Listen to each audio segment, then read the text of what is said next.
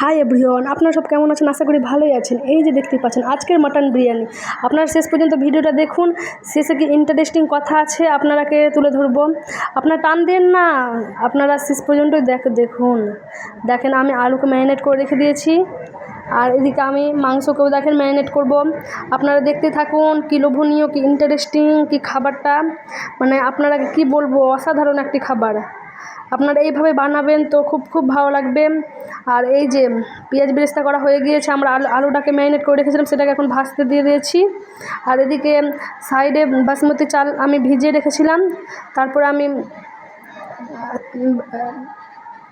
30 minute ভেজানোর পর সেটাকে আমি কুক করতে দিয়ে দিয়েছি। এই যে আপনারা দেখতেই পাচ্ছেন, আপনারা এইভাবে কুক করবেন 80%, আর 20% তো দম দেওয়ার সময় হয়ে যাবে।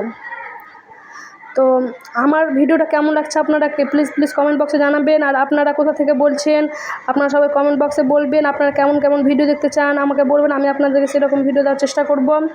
আর আপনারা যে শেষ পর্যন্ত ভিডিওটা দেখছেন তা আমাকে খুব ভালো লাগছে। আপনারা শেষে দেখুন, কি ইন্টারেস্টিং একটি কথা আছে, আপনারা শেষেই বুঝতে পারবেন।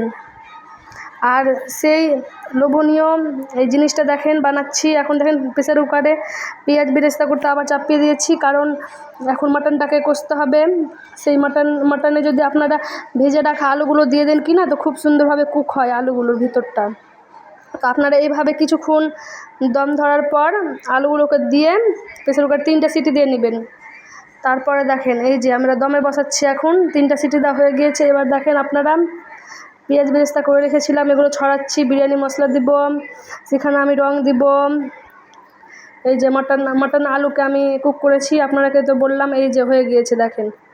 তো সেটাকে এখন আমি 5 মিনিট লো ফ্লেমে, 25 মিনিট হাই ফ্লেমে রেখে দিব। দেখেন 25 মিনিট এই যে হচ্ছে।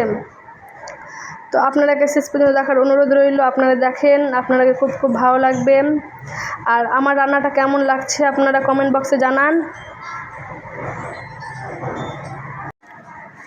এবার আপনারা তারই মুখ থেকে শুনুন সে কতটা মানে ভালো হয়েছে বলছে।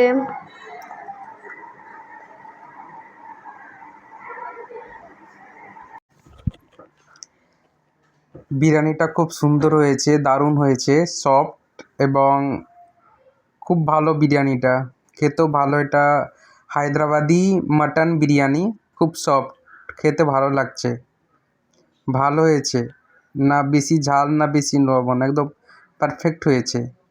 এই বিরিয়ানির নাম আবারও বলে দিচ্ছি, হায়দ্রাবাদ মাটন দম বিরিয়ানি। ওকে।